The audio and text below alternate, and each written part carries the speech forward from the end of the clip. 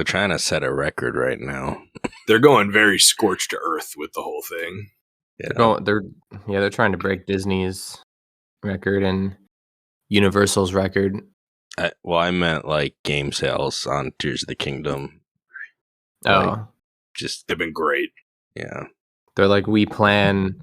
I mean, shoot, they already had Mario break like theater records in an era where no one goes to the theater anymore.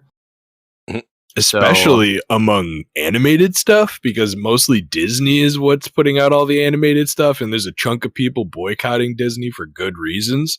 So it's funny to see Nintendo's first ever animated movie coming out just blowing up the box office, which, like you said, like movies aren't even popular right now, like in actual physical theaters.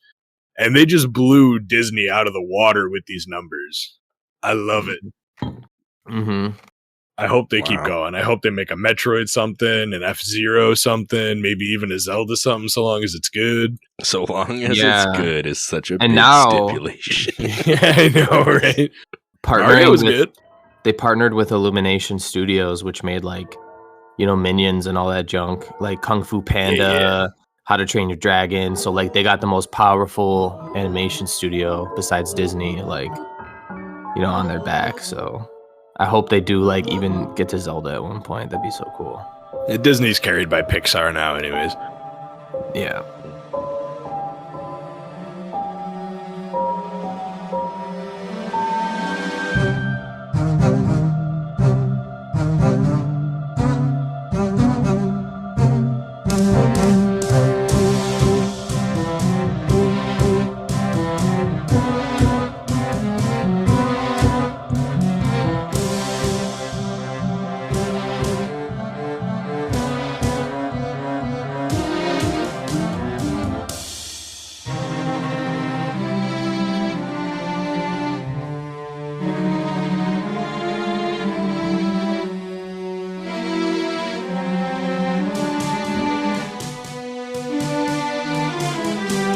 Alright, welcome to the A4NB4Y podcast, the Zelda-themed podcast, where we go chapter by chapter through Zelda games, breaking them down piece by piece.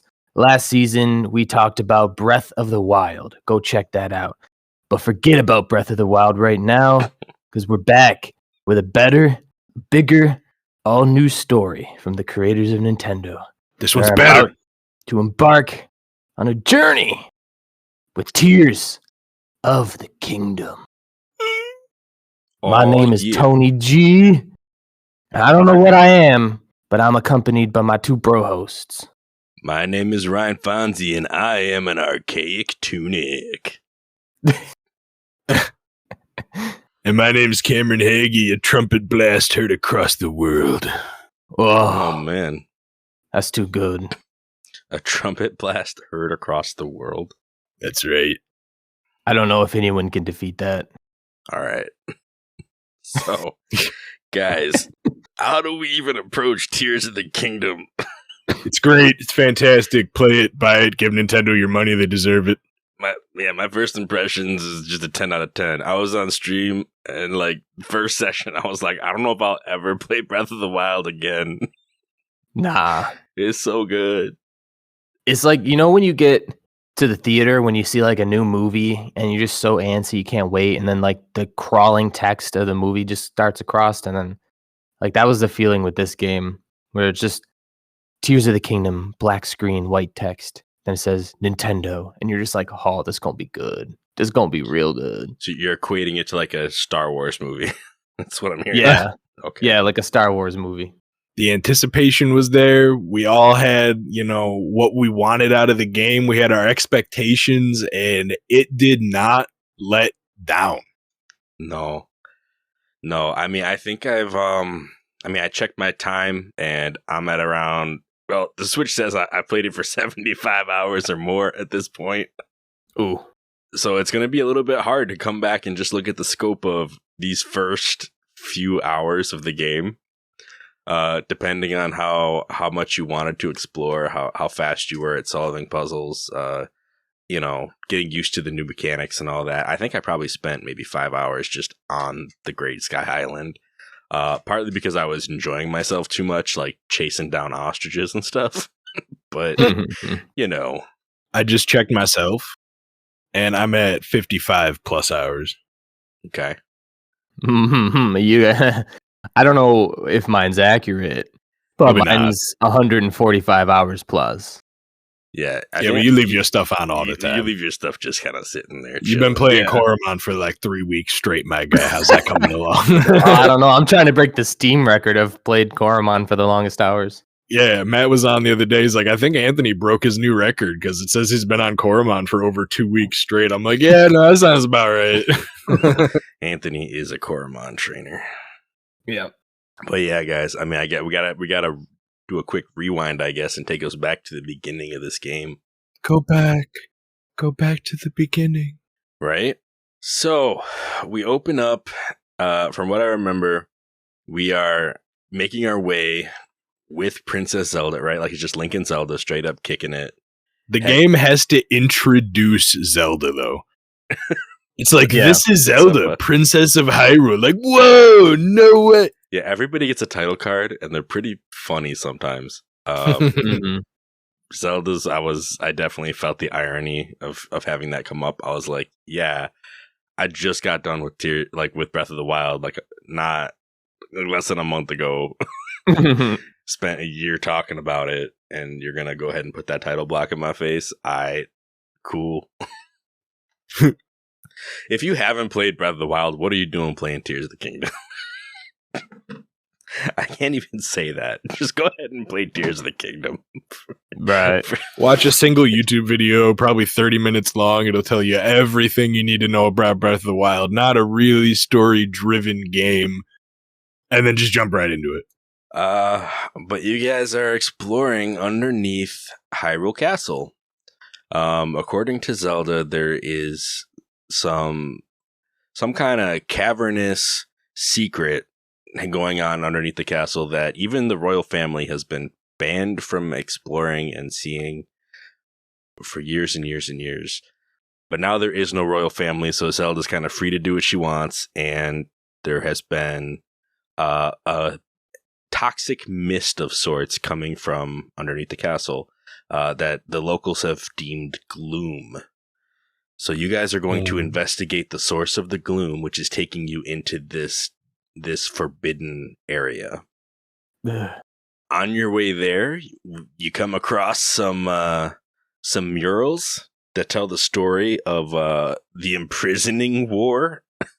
According to Zelda, goes through, some godlike creatures that existed before Hylians and how somehow uniting with them brought upon the Hylians, and then there was the guy who stole some precious artifact and waged war with the Hylians.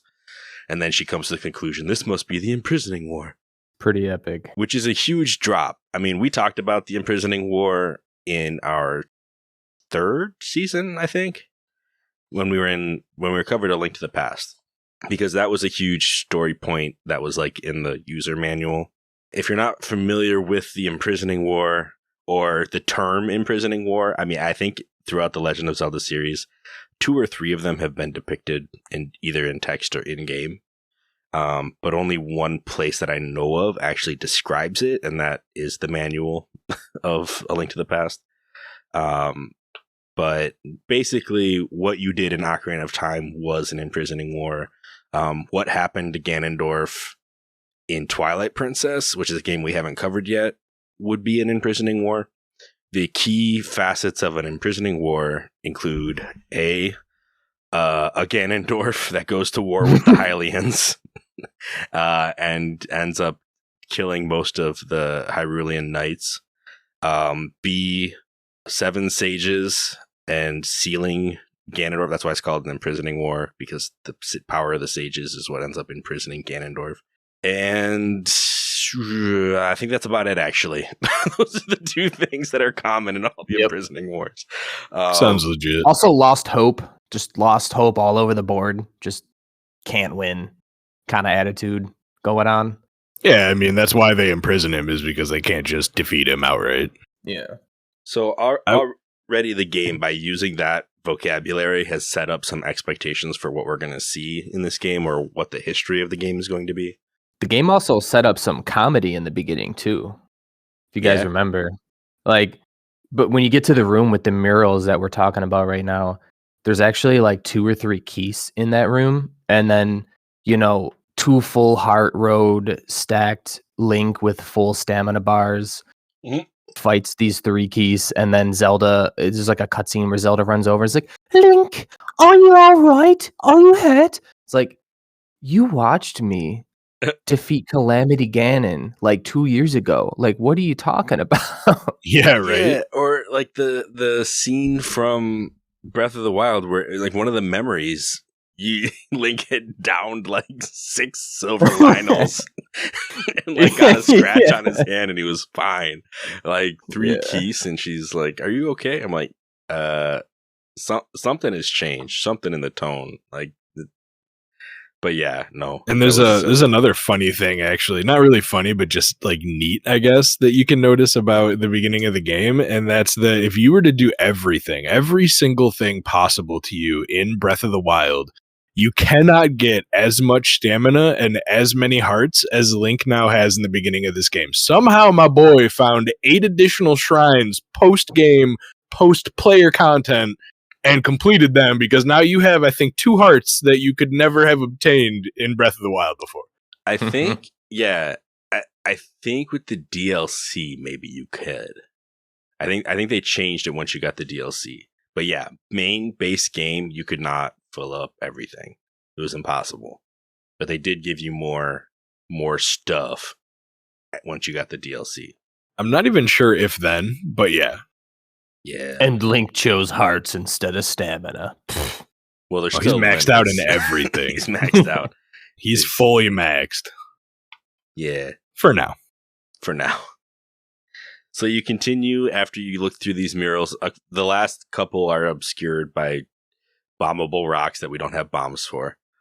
And then we kind of are forced to move on to the next area. Go through a few more caverns with some statues where Zelda straight up points out these must be the Zonai, which is another interesting detail. I mean, the thing is, a lot of people assumed that the Zonai were going to be a big part of this game from the trailers and the, whether the cinematic ones or whatnot. But the game is just so nonchalant about it now. Whereas Breath of the Wild, the game itself barely even mentioned the Zonai. Like, you had to read it in the description of a armor set to even know that was a people that existed. And we also thought that the Zonai were very warlike from just the text and descriptions of Hyrule. Or like the barbarian armor. Here's one thing I will say. The way the Zonai are depicted in this game, I don't see any of them wearing barbarian armor. I just don't. I don't know how that ended up correlating at all. But, it's fine. It's fine. So they leaned hard into the Zonai and acted like they were always just a thing that everybody knew about, when it was more of like a fandom speculation than anything. So I don't know. I think there was architecture everywhere in the world from them, but at the same time, the game didn't care about them. But this game cares very much about them. Yeah. And we can tell that they had a pretty big connection to Hyrule on the basis that, the caverns we're in underneath the castle have giant statues and murals basically from the time of the Zonai. Yeah. So fun intro so far already. So we make it through these next few caverns when we come across a mummy with an arm on his chest and a big swirly green swirly swirl kind of coming off the arm. And as we approach, you can see a gemstone like fall off of the hand on the arm, and the arm like looks like it just kind of exhausts a bit, and this mummy starts twitching and talking to us as if it had already kind of been talking to someone else. It picks up immediately. Does like the Ring Exorcist kind of twitch. Yeah, it looks like he's gonna try to sit up and then just kind of falls back and just decides to start talking anyway. I was thrown off by how fast this dialogue came out. Yeah, isn't it before the dialogue though that he bursts out with tons of malice and it just starts assaulting Link or attempting to assault Zelda, I guess, but Link jumps in the way. Yeah. Like his eyes like burst into glowing, and then the malice comes and like Link tries to slash at it, and it just grabs onto the sword and grabs onto his arm, and everything is taking damage, and you see Link lose all of his hearts and his stamina. Yep. And then the next wave of malice attacks, and Link swings at it to attack it. And this time, instead of grabbing onto him and sucking away his hearts and his stamina, it just destroys the Master Sword. In which one little piece comes flying off and slashes, the mummy's face, and then he starts monologuing. Oh yeah. I do remember that. And then he's like, anime scene, yeah. You think you can defeat me with a sword that I just destroyed like it was nothing? Was that the sword that seals the darkness? It's like, you can't possibly hope to defeat me with something that breaks so easily under my grasp or whatever. I'm like, yo, yeah, this dude is like going in immediately. He's talking about the Master Sword like it's a Tonka toy. But doesn't he also name drop you and Zelda or something like that? Like, yeah, because as we find out later, he knows Zelda and just assumes based on who we are next to her, defending her with the sword that seals the darkness, that we are Link. He just straight up names both of us. And both of the characters seem visibly confused at the fact that this random mummified thing under the castle knows both of them by name. I mean, and he also knows Rauru. Like, he name drops Rauru, which is like, I mean, if you haven't played as much as we have in this game, the only other person that we know of with the name Rauru is the Sage from Ocarina of Time. But like, having that name drop happen is just bonkers. Like, it like makes my brain do somersaults. Like, when I was watching that cutscene, I was like, wait a minute, did he just say Rauru? Like, why? Why is he talking about Rauru? Yeah, he's like, you're the hero that Rauru kept talking about. And I was like, what? Excuse me. I remember seeing this cutscene like a few minutes before you guys, because we were all on playing at the same time talking about it. And I remember thinking, oh, Fon's going to have a field day when he hears that name. It's also important to note, too, that the gemstone that fell, Zelda had picked it up and she was holding on to it kind of when this was all going down. Oh, yeah. She immediately reached down and grabbed this thing. Yeah, and if you look at when this dude is talking to you, he has a similar looking one on his, just straight up on his forehead. Yeah. Just right there. Yeah. Yeah, that is all true. That all happens. That's the thing. And then, after those couple name drops, he just decides to unleash his ki like a Dragon Ball Z character. All this malice just shoots up into the ceiling and the castle rises and starts floating above Hyrule. Yeah. Yeah, everything breaks. Except in this game, it's called Gloom. Just kidding. Yeah. I'm fine with you calling it malice. It might as well be. They just changed it from anger to sadness. See, in the air, it's malice, but on the ground, it's gloom.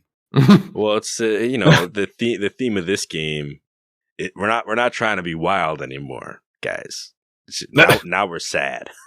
Now it's about the tears. Gotta understand. Yeah. So Zelda falls into a pit, but doesn't completely fall. She just poofs into light like halfway into the pit. Yeah. And Link tries to jump after her, but that doesn't really work. But he does get caught by something, right? Yeah. He gets manhandled by the arm. By the arm that was sealing the mummy man. So then we kind of go unconscious. I don't even know if we get hit by anything again, but we're definitely get knocked out. And we end up waking up in a strange place with different clothes on. I think you actually wake up with no clothes. Yeah, just boxers. That's true. You do wake up with just boxers. Even though you had like destroyed clothes on, apparently someone took care of those for us. And we wake up in the Room of Awakening. Just kind of reminiscent of the Shrine of Resurrection, but there's no actual Shrine of Resurrection. And our hand starts to talk to us.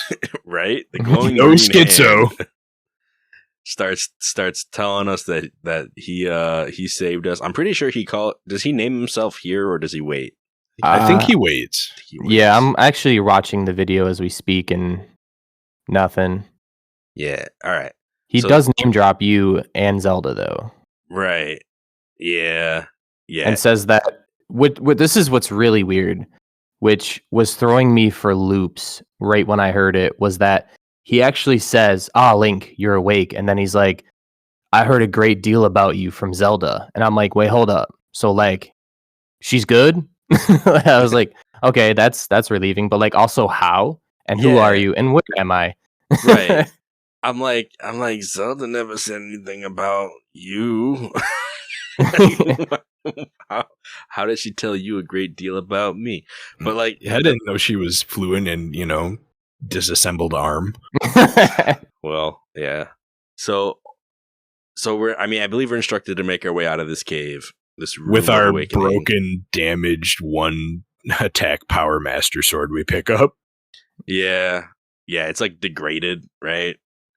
I think that's the official term that the game uses, is degraded Master Sword. And we start making our way out. This arm directs us to go to the temple across the island. And I don't even know if he calls it the Temple of Time here or not, but we learn that that's the name of it pretty soon after. Which is another like slap in the face, because there is another Temple of Time in Hyrule that we know of. So now there are 2 Temple of Times. This is the old one. In the same game. And the old one is better kept than the new one. Yeah, it is. And this is where stuff is about to go down, because you take your first dive into the world.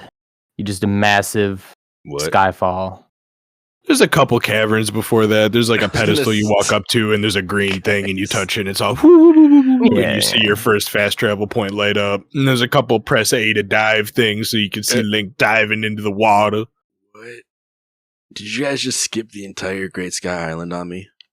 No, you gotta dive. No, that's before you even get to this. That's you wake up in yeah. And then you go through that little bit, and then after you do those 3 dives, the last one that shoots the water up and rains it down from a high distance, then you walk out and you get the big title card. Gotcha. I gotcha. Yeah. Make our way through some caverns. No, I follow now. Sorry.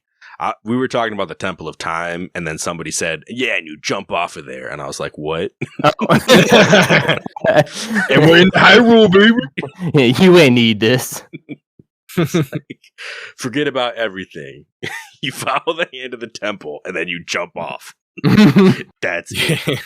No. Yeah, like this was just like magical, because when you first jump off, though, and you see there's just yellow trees as far as the eye can see, and just yellow grass, and instantly I was just straight up like, this is Liurnia. Like, I'm just dropping into Liurnia right now. Straight up like Battle Royale dropping into Liurnia. Okay. It does definitely feel reminiscent of the Sky Island, though, because you look down and you can see the layer of clouds just masking the ground from you. You really can't see anything down there too well yet. It's just all clouds, but then there's this big floating island you're on. Yeah, there's a very much a Skyward Sword-esque cloud layer, you could call it. I don't want to go too far into it, but what I will say is that eventually you do get to Hyrule in this game after a specific event towards the beginning of this game, that layer, that mystical whatever, like it just gets dissipated. But I guess the assumption is that for all of Breath of the Wild, it was there doing exactly what the Skyward Sword one does, which is when you're on the ground, it's just blue skies. And when you're up on a sky island, it's an actual cloud layer. So it's a big old mirage. Essentially what's happening. And we could see a big dragon flying considerably higher than any dragon has been seen flying for the most part. Yeah. Yeah. And at the distance that we always see it at when we're here, you can't really tell which dragon it's supposed to be. Yeah. It's just a dragon. But we'll talk a little bit more about that, because that dragon actually is going to be a part of this episode. Just a little bit. So, we make our way over to the Temple of Time. we battle our way through some constructs. I mean, we meet Stewart. I mean, I call him Stewart, but his name's not actually Stewart. He's a steward construct, and he gives us a new iPad. Yeah, and he gives us the the Pura pad or the Pura pad, depending on which NPC is saying the name. I've always just said Pura though, or Pura, but somebody calls it a Pura pad later, and I was like, for real, is that a thing? Don't matter. But the steward is so friendly, and he tells us all about how there are soldier constructs that are not going to be friendly, but not because they're mean, but because that's the job they were given, was to defend wherever they are. So they just kind of fight anything that's not a construct.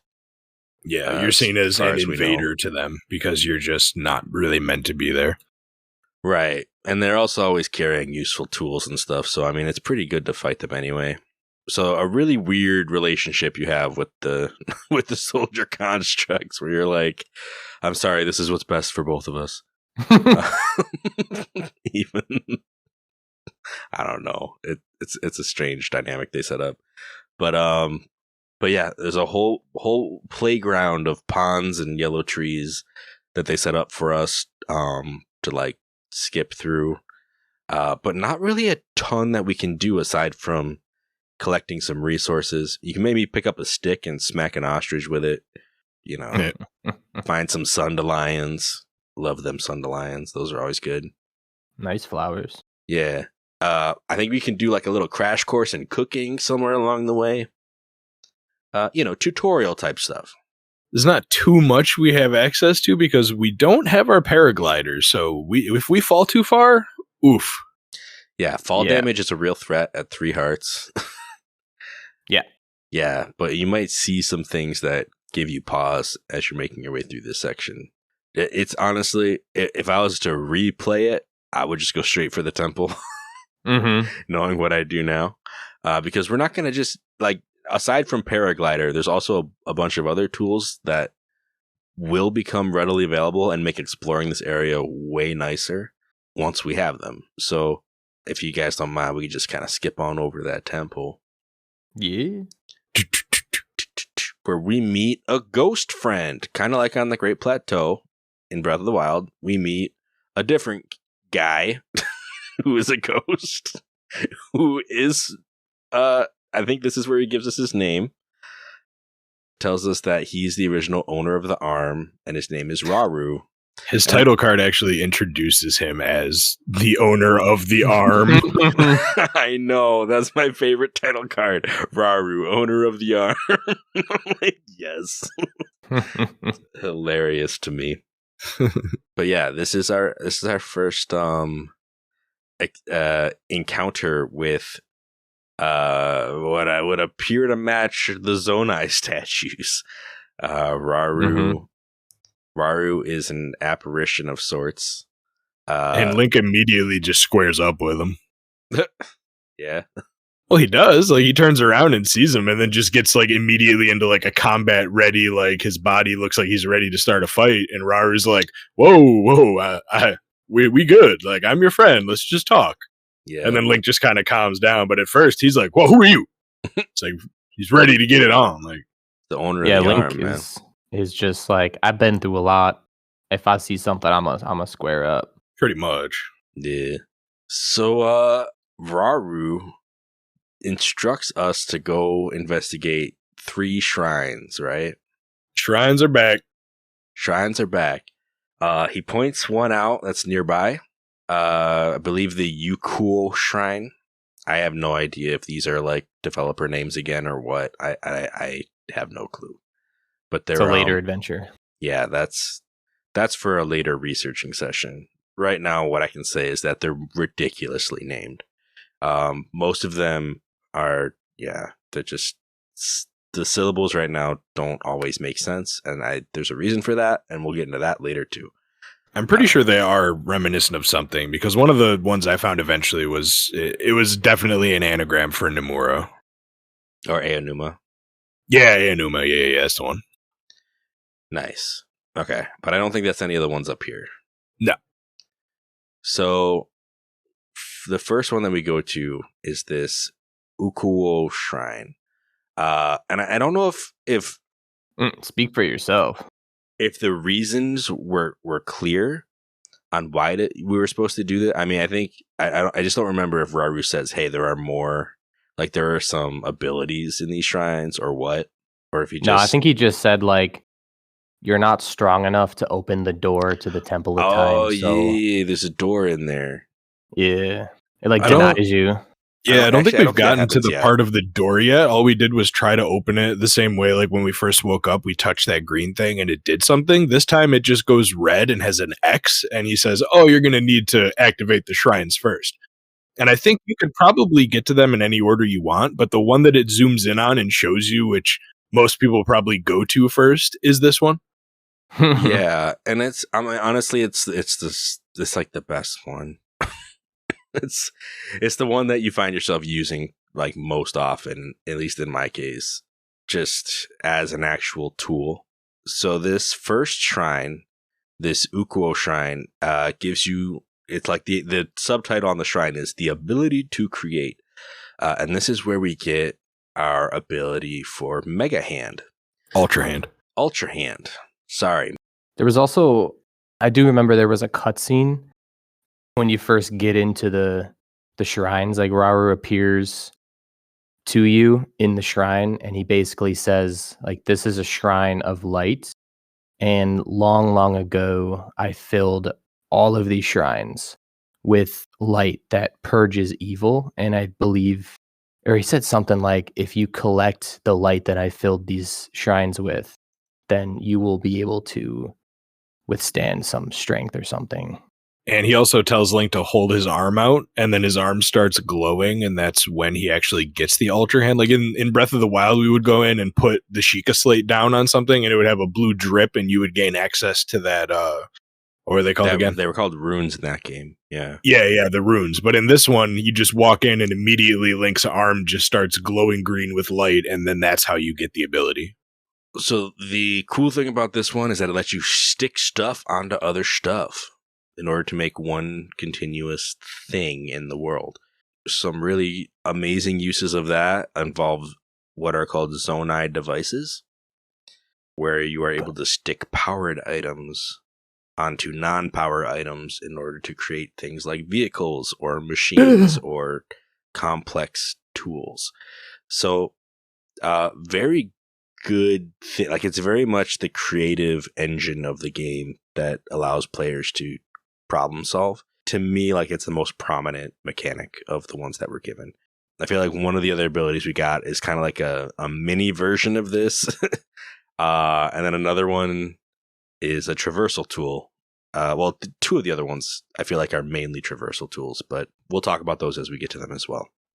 Yeah, this is like Magnesis multiplied. Yeah. Like everything that Magnesis was times 2. It's like Magnesis and Sticknesis. Sticknesis, right? Yeah, because when you're positioning things, you get what is essentially the Magnesis ability, but on anything that can move around. And then, you can stick it to something.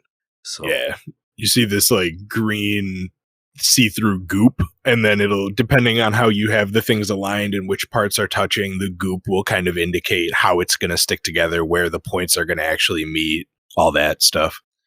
Yeah, and if you tape a flashlight to it, it doubles as a flashlight. Like, that's the whole concept of this thing. Silly putty. So yeah, so that's the first one that I got. I think it's the first one that Cam got. Anthony likes to talk about how it's not the first one that he got, even though it was right there. Yeah, no, I went into the Frozen Wilds first. I went into the Frozen Wilds second. I did third, the Frozen Wilds. Should we talk about the Frozen Wilds? Yeah. Cool. So somewhere over here, I mean, you're climbing a mountain, folks. You've done it before, but this time you might come across a steward construct that's like, hey, I got these boats. You can send one across the river. They're pre-made. You don't need Mega Hand or Ultra Hand to use them. I don't know why I keep saying Mega Hand. Don't mind me. But if you do have Ultra Hand, you can make two boats stuck together if you want. You can't mess with any other boat parts. They'll get mad at you if you do that. Yeah, they get real mad. They're like, "Oh, we're working on this. Can you just like don't touch our stuff, alright?" Inspection has not been done. You do not get to play with the boat parts. Step back, my boy. There's more over there. Yeah. So you get on one of these boats, you cross the river, you do a whole bunch of climbing. There's a waterfall in this section with nothing behind it except for the path up, which I thought was an interesting choice. And eventually we make our way to the Gutenbach Shrine.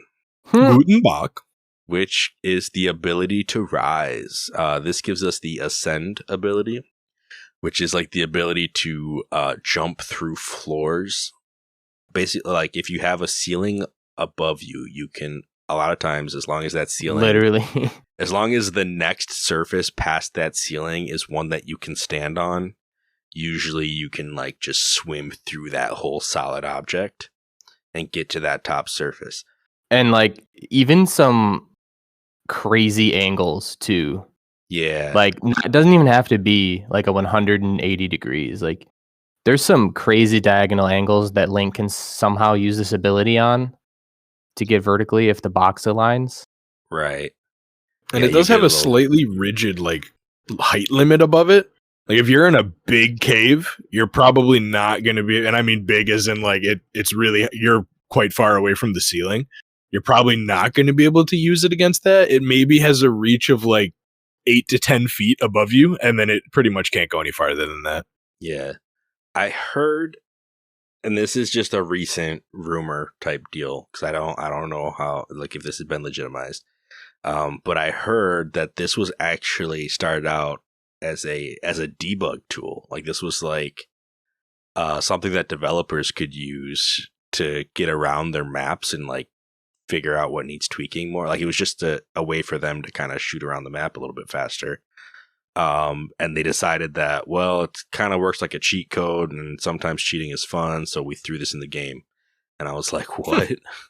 So they decided that it was going to be a traversal tool for the player. Because, I mean, other than that, I mean, there are some puzzles that use this ability.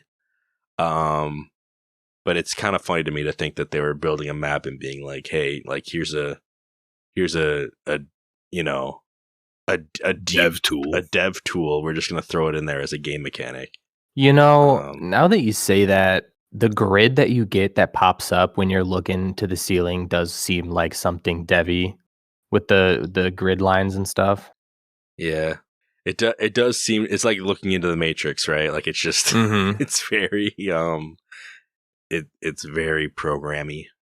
But honestly, I do like the ability. Again, like it's not what I think is like the real call to the game. Like, oh man, you got to try out Tears of the Kingdom. You can jump through ceilings. Like, I don't think that's gonna sell it. But it is useful for sure. Do you want to swim through rocks? I also don't understand the ability sometimes.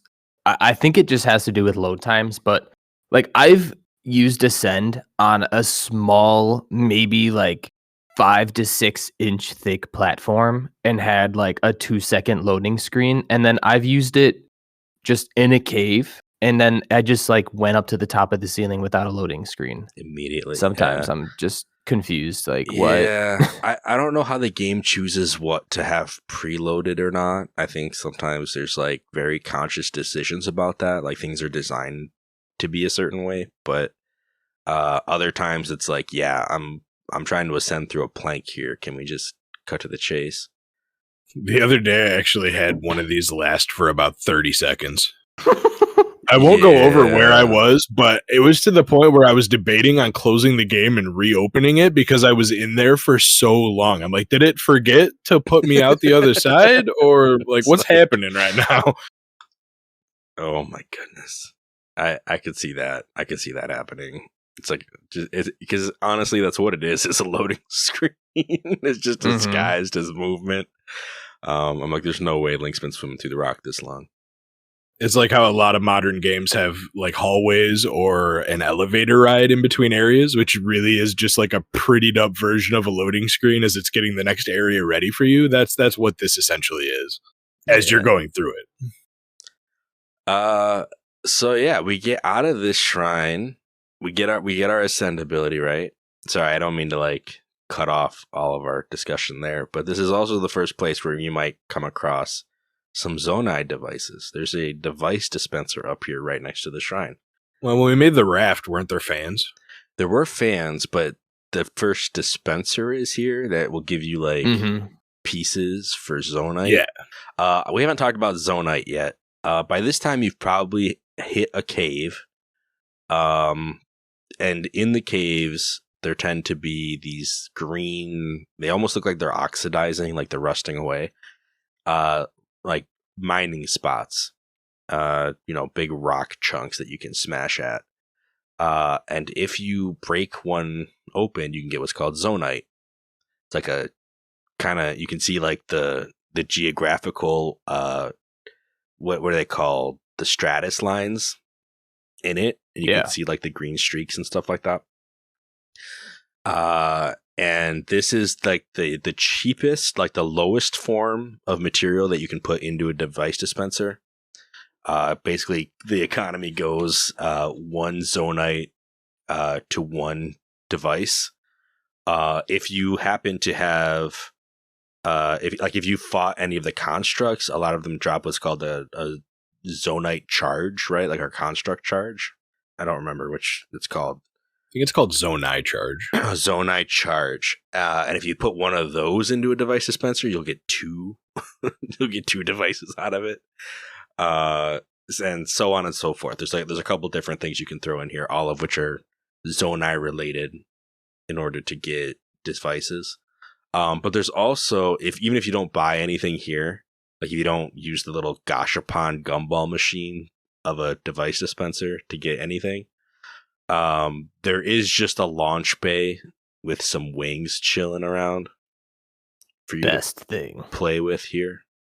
So this might be the first time that you go surfing on a set of wings, which is really cool. I mean, especially the first time you do it, if you don't have any fans on there, even it's just straight up wings.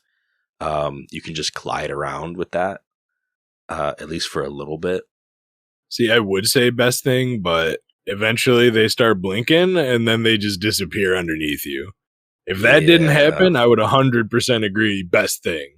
Yeah, but up here, I don't think you need to do any long air traversal to where it's like stops blinking. At least not from there this is an platform. area where not from this platform, but there is an area later where you get a wing, and I could not hit the ground even when going down at like the hardest angle I pretty much could before it would just disappear out from under me because this area was so high up. That's where the disappointment struck with the wing. Gotcha. And you know what else we found in that cave near the Gashapon? Oh, was this bright bloom seeds? Well, no, I don't think that's. I don't think that's what Anthony's talking about. You might know what I'm talking about. There's a bottomless cave, and in it there's not one but two. I'm pretty sure. Likes. Yeah, a returning monster callback from previous Zelda games, and honestly, one of the worst that could possibly have come back. Yeah, true. They steal your stuff, man. You know what else? There's a new enemy in here too. Are you talking about the bubble frog? I'm talking about the bubble frog. Bubble frog. That bubble frog, though. Is it even an enemy though? It does spit bubbles at you, but I've never been hit by one, so I don't know if they do damage or not. I've never even seen it spit bubbles. Yeah, if you let it jump around a bit. Frog a little bit more. Yeah, I mean, I've seen it jump around, but then I always just headshot that guy. You know, I don't got time. You gotta stick around. So quick to shoot an arrow at him. You stick around for the bubble show, my guy. Man, shoot arrows first, ask questions later. I'm Link. I square up, my guy. You know. But yeah, a bubble frog. So far, what we know at this point in the game is that bubble frogs, when you shoot them in the face or dispose of them any other way, they'll float up into the air limp, poof away into a bloopy and a bubble gem. So you can collect the bubble gem. Usually the bloopy's too fast for you to really do anything with it. It just kind of skitters and disappears immediately. And you get one of many currencies in the game, which is a bubble gem. I think you can get like 3 of them on this island, maybe 4. Oh, dang. At least 3 I'm seeing just from looking at the map. Did not know that. Yeah, me neither. But in the same cave that we ran into the lake, we also find something else that's returned to this game. Certain Goron special crop. Oh, yeah, the bomb flowers are back. So, yeah, Goron special crop from Ocarina of Time and plenty of other games as well has made its return finally. But then again, what we're going to find out is that none of these abilities that we're about to get from these shrines is a bomb. So, it's kind of nice to have some way of exploding rocks. Mm-hmm. No free unlimited bombs from our runes anymore, but we still have bombs. But we still do get bombs. It's great. There are certain items in this game, certain plants that you pick and resources that you scoop up that you find out are basically critical resources as you go through the game. And bomb flowers are kind of one of them. You don't want to just throw all your bombs at anything. You really want to save them for what they're needed for. I've had bomb shortages a few times already in my 75 plus hours. But yeah, I guess we could probably move on from the bottomless cave and talk about a different shrine, though, if you guys are... Yeah, we can. Yeah, we can find out how to really utilize those bomb flowers. So, the third shrine that we would do, given that we've talked about the other 2 already, is the In Isa Shrine. This is the ability to combine. To get to this shrine, I think you have 2 different paths that you can take. You can either go through like the caves. There's a whole mining system and cave system. You can get there that way. Or if you go the other way around the islands, then you have some waterfalls and you might find your first Korok over here who's trying to get to his friend. Rest in peace. Cross the rail car. Oh no! He's in Hyrule now. I still actually haven't helped him because if you reload the area, he'll for sure come back and just be waiting there again. But yeah, there's few Koroks, some more combat challenges, stuff like that. I tried to skip. I tried to take one of the planes from that launch bay and glide it over to, I think I may even had a fan on it or something, and tried to just get it over to the left side of this whole system, and I failed miserably. I didn't really have a great system for launching wings at this point, and I kept trying to create some kind of launch gear, and it just did not pan out. I lost many wings off the side of cliffs trying this method. And many links as well, I should say. But back then, I would tip the wing over a cliff, try to grab onto the tail of it, and pull it up out of a nosedive. And that did work in one sense, but in terms of getting height and getting onto anything else, it did not work. And even that was not a fail-proof system. Sometimes Link just took the dive. That was it. It just slips off. Yeah. But enough about my failures. Let's talk about getting there. So, if you do go that other way around that I was talking about with the Koroks and everything, there is a giant pool of water that you need to make a boat to get across once again. And you'll get there to the ability to combine. So this is like Ultra Hand Jr. And you use this to make, how you can stick things to other things? Well, this is how you stick things to weapons or shields, or even to the tips of your arrow. It's Combat Hand. It's Combat Ultra Hand. And it is great for making really cool tools. Some of them are one-time use. Some of them are just the best weapons you can get in the game, that kind of thing. And it's fun. It's definitely a creative tool again, but I don't see it as creative as Ultra Hand itself. It's more of it's more of a resource builder in a sense, is how I see it. Yeah. But like when you first get it though, I mean like now that we've played for a while, it's kind of just like second nature to us. But I felt like when I first got this and then I was just out there just sticking tree branches and boulders to my weapons, I was having the best time of my life. Yeah. I mean, some of the coolest things you can do on the Sky Island is like stick a mine cart to your shield and you can like grind the you can grind the rails on your regular shield. The game doesn't really tell you that, but you can. But if you have a mine cart, then it'll like attach to the rail a little nicer. The minecart will even just roll on the ground if you do a shield surf, so you can shield surf on like flat surfaces. You're not going to go super fast, but it'll keep moving for a while. Yeah. So pretty cool stuff. I think inside the first shrine where you get this combined ability too, it also has the fire fruits in it, which is how you make a makeshift fire arrow. Mm-hmm. Yeah. It's pretty cool. You can make fire. Yeah. So there's a couple of things like that too. Like there's a lot of different fruits in the game. I think the only one that you get on the island is the fire fruit. There might be some of the frost berries, but I think that it's mostly just the fire fruit. And then some of the more intuitive people probably thought, well, if I can stick a fruit to this that's a fire fruit and create a fire arrow, then maybe I can stick a bomb to one and make a bomb arrow. Yeah. Or you can stick a bright bloom seed onto one and make a lamp arrow. Yeah, you can. Lamp arrow. Well, it's not a light arrow. I mean, that's got a different context in these games. Yeah.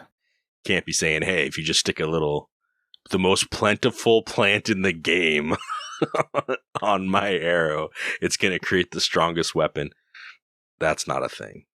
Yeah, it's too bad Link didn't have some bright bloom seeds down in that cavern with the mummy, man. Just could have ended the game right there with some light arrows, you know?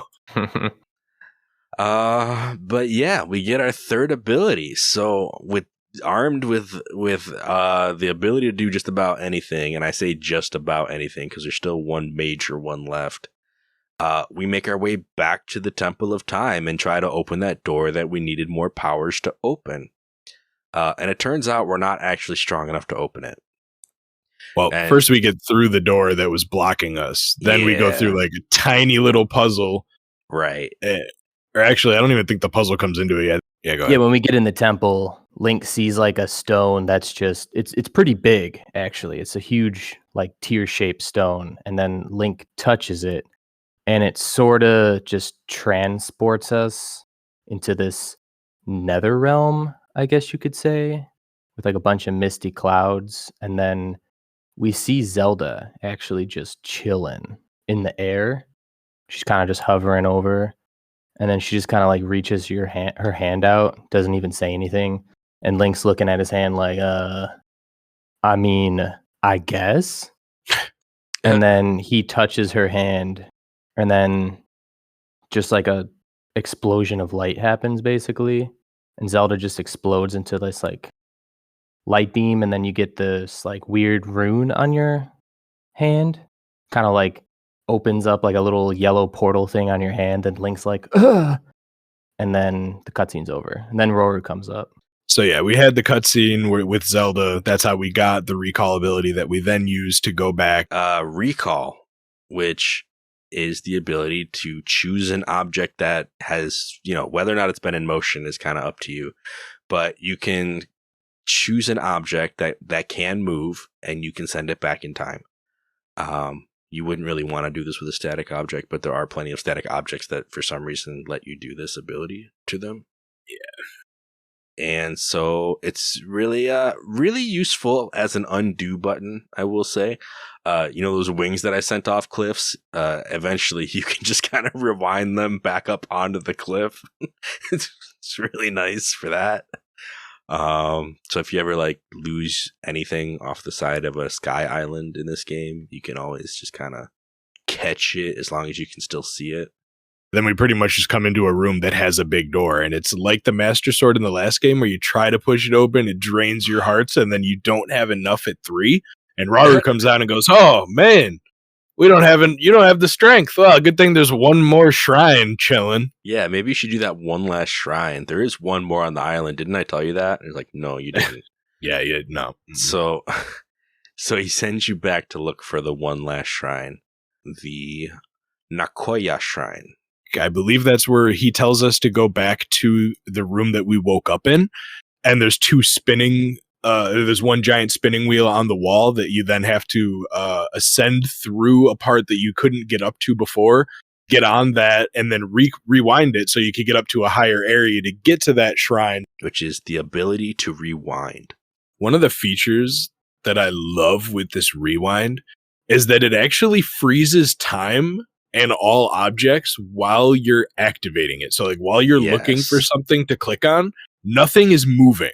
So you never have to think, this giant ball is coming at me, I'm about to die, and you try to take it out and it hits you while you're trying to activate it. As soon as you press the button, everything freezes. It's great. I love that addition. I won't, because it's nothing on the Great Sky Island, so I won't say what, but there have definitely been some situations where I would have been crushed by a large object and was able to just be like, nope, I'm the master of time. From back whence he came. Right. And there's also, I think, almost no limit on how far this ability can activate. Like you can click on stuff really far away and rewind it. As long as you can still see it and get a reticle on it, you can send it back in time. One of the best uses. It has no cooldown either. Like once you're done rewinding one thing, you can stop that and rewind. Like the only limit is the fact that you can only be rewinding one thing at a time. Stasis V.2.0. It's way better than pretty much. I mean, listen, the whole kinetic energy thing with Stasis was wonderful and cool and fun, and it'd be nice if that was still here. But this ability works way smoother and nicer than Stasis. Yeah. So like the best use I found out of recall, aside from like saving things that are just falling or stopping something from happening, is if you're like on a wing or something and you're trying to make it lift off, you can basically use Ultra Hand. So like say you're at the top where the wings are, instead of using the ramp, you can just like have a takeoff off the side of a cliff and just Ultra Hand it up and then like hold it there for about 4 seconds, bring it down. And then if you use the recall, you can just get on top of it and it'll bring you up. Yeah. And I mean, you can use that same tactic to just kind of give yourself a little extra height when you need it. Like if there's like a little plateau and you don't feel like climbing, or if you're in a shrine and they're like, here's a platform you need to get to, but you can't climb in shrines. You can just raise an object, drop it, stand on it, and recall, and it'll just lift you up, which is really nice. Or even like across gaps, you can do that. It's pretty good. You might have already noticed at this point that you can't move things with Ultra Hand when you're standing on them, kind of like the same thing as Magnesis from Breath of the Wild, but you can rewind things with Rewind while you're already on top of them. So you don't have to worry about clicking it and then jumping on it really fast before it starts moving. You just get right up on there, aim underneath yourself, and it starts going. Yeah. It's really good as a platform maker. I did just have a realization that I'm hoping that if you're listening to this podcast that you have some interest in this game or have already started playing it, and that we're not just like surprising you with these. But if you haven't played the game, just understand that what a wing is not just like a literal wing. It's basically a cement paper plane. It's like a glider. It's like a big triangle shaped bird looking thing that you can stand on top of, and it just kind of soars through the air. So it was in that one trailer. Link dropped down onto it. You know that one. Yeah. That like never happens in game, but it was in the trailer. It's the Groose bird wing. I'm sorry. Okay. But yeah, so that is our fourth ability and our fourth, what do you call them? Orbs of light. What's the name? Light of blessing or something like that. Yeah. Our fourth light of blessing. Oh yeah, we didn't mention.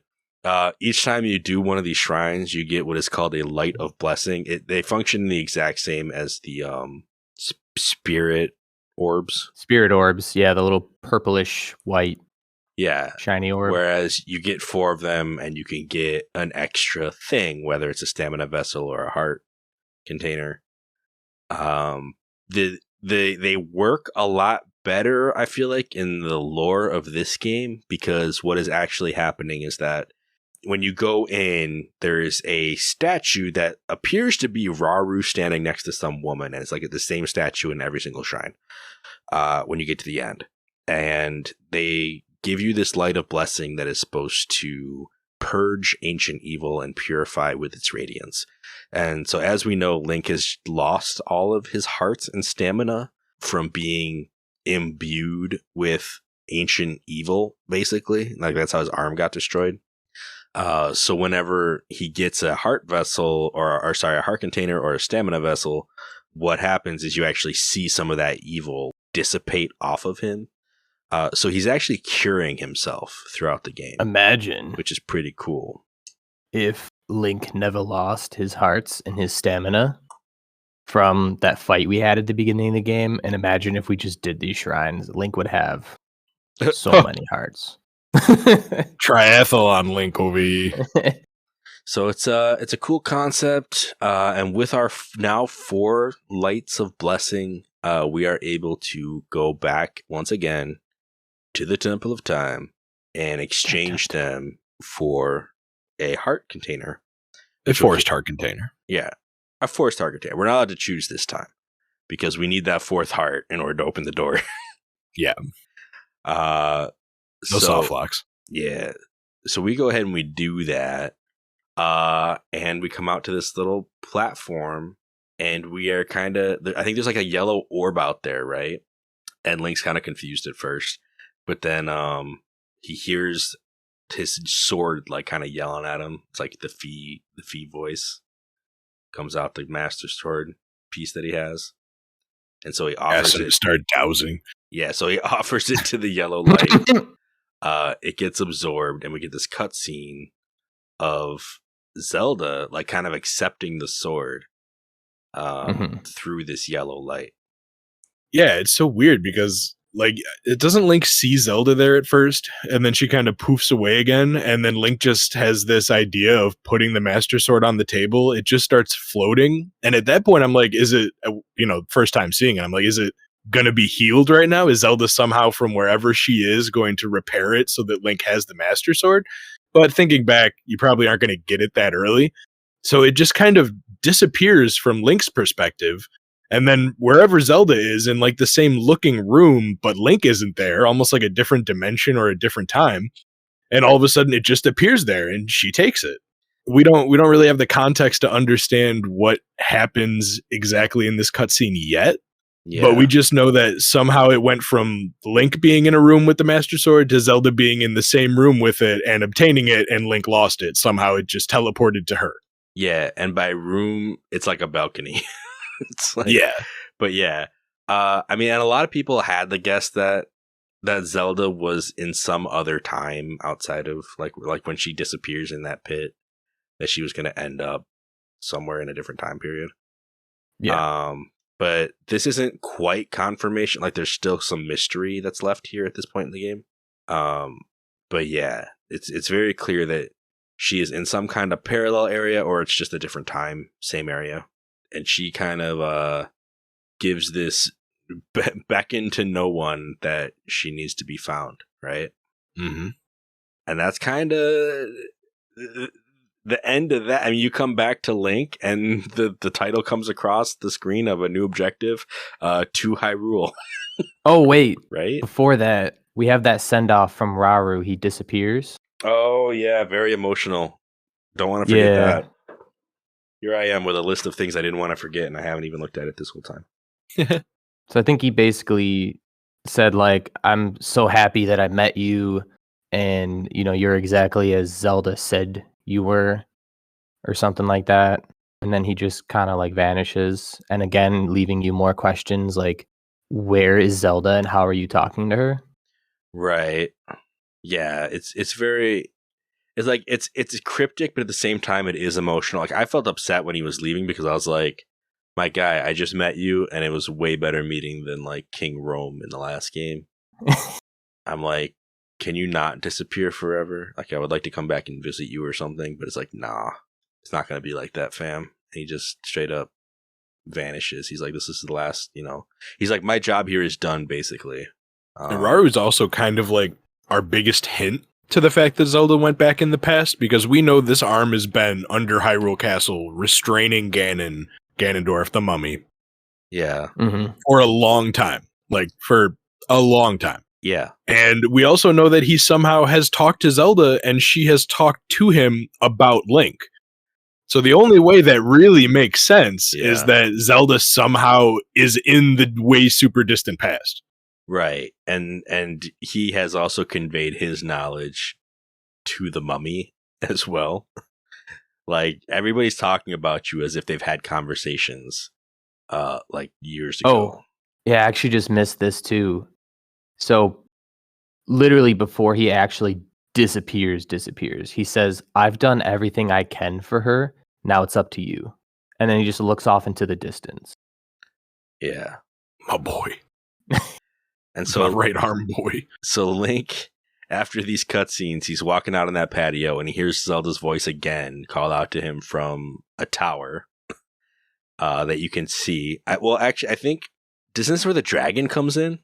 I think so. Yeah, right after the Zelda cutscene, like a giant dragon. And at first I thought this was Varash because it was kind of yellowish. Comes bursting up through this cloud layer and dissipates the facade, right? Like it just kind of crushes the cloud layer. It's gone. And flies up right past Link and continues on up into the sky. The reason I say I thought it was Varash is because after reviewing that cutscene, like it's super not.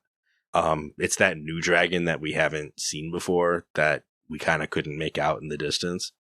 Mm-hmm. And so there's at least a fourth dragon in this game. I will say where I've played to, I know much more than what I'm letting on right now, but there is at least a fourth dragon in this game, and it's this one that destroys the cloud layer for us. And then soon after that, we hear Zelda's voice saying that we need to find her from a tower on the surface that we can now clearly see. And then that's when we get that title card for a new objective to go to Hyrule. Very cool. I mean, I kind of want to stop there, though. I think that's a good stopping point for this episode. Oh man, you're not going to talk about the Flux Construct, the boss of the Sky Kingdom? Oh, I mean, we could talk about the Flux Construct. The Flux Construct. That man was responsible for Link's death. Just getting to him was a problem for me, man. I didn't figure out any of my wing stuff, and I kept trying to use wings to get down there, and I just fell off the map so many times. Silly me. Didn't realize there were easier ways. Very interesting new boss to the game. I really like the Flux Constructs. Yeah. And I didn't even know how to fight them in the beginning. It was one of you guys that told me I could just use Ultra Hand to rip like the control cube out of him. Before that, I think, shooting bomb arrows to blow the cube away from the rest of him so I could deal damage. But it turns out it's much better and not necessary to waste your bombs and arrows to just grab it. Yeah, I also found out that when he goes into platform mode, because he'll do this thing where he turns into like a flat sheet of blocks and just throws 5 at you at a time. Mm-hmm. That if you get him low enough, like if you hit him with one bomb arrow, the whole platform will lower. And you can, at that point, either hit him with another bomb arrow and he'll scatter, or you can do ascend right through the platform and get right up to him and just attack him from there. Go to town. Which is pretty cool. The first time I fought him, I ended up just finding out that after maybe 5 minutes of him being a platform, he just stops. Because I could not figure out a way to get up there. He just eventually reverts back so you can keep the fight going if you didn't figure out a way to get up there. Which, later on, there are plenty of ways to get up there. Yeah. But in the beginning, there's really not, because you don't have access to many Zonai devices yet. Yeah, but it's a good send-off to, the rest of the game. Yeah. Cool. So when we start up next time, keep bearing in mind we don't actually have a sailcloth. We've been asked to jump from the stratosphere. We will be talking about our first steps in the Kingdom of Hyrule, and mostly surrounding the Lookout Landing, which, spoiler, is the first key area that we want to make our way to. But I feel like there definitely should have been like a "don't try this at home, kids" thing in there, because we're talking about jumping from above the clouds into some water. That is not advisable. I would not do that if I were you. You may not make it. Because if you're not perfect at breaking the surface tension of that water will break you. Yeah. Good points all around. This is Hyrulean water. It actually has some solidity that makes it so that you can break the surface easier. There is no surface tension in Hyrule. Okay. Guess that tracks. But yeah, so anyways, this has been our episode of A4NB4Y. Sorry that things got a little dicey towards the end there. Keep in mind, we're talking about the first 5 hours of a game that we've all played for much more than 5 hours now. And even notes are kind of hard to keep everything straight. There's so much that this game has thrown at us already. And it is incredible. Definitely get your hands on this if you haven't already. Definitely a fun time, great time. But yeah, we will catch you all in the next episode. In the meantime, if you want to reach out to us, you can do so through any of our social medias at A4NB4Y, or go to our website, link in the description as always. But yeah, hope you guys all have a good couple of weeks, and we will catch you next time. Did you get all that?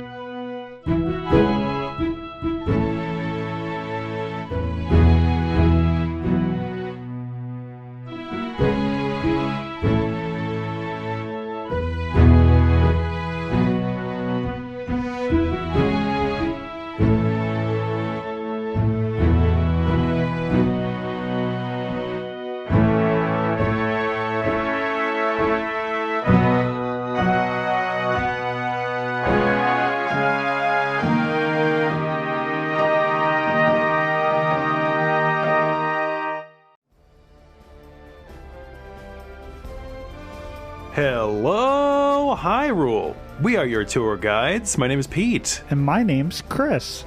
And this is Hello Hyrule, the premier Legend of Zelda travelogue podcast. Every episode of Hello Hyrule, we tour a new location from the Legend of Zelda series of games. In timeline order. We take in the sights, the sounds, the plot, and the, I guess you can call it food. And every episode, we ask the hard-hitting questions, such as, what does Deku Baba taste like? Where did the magma go?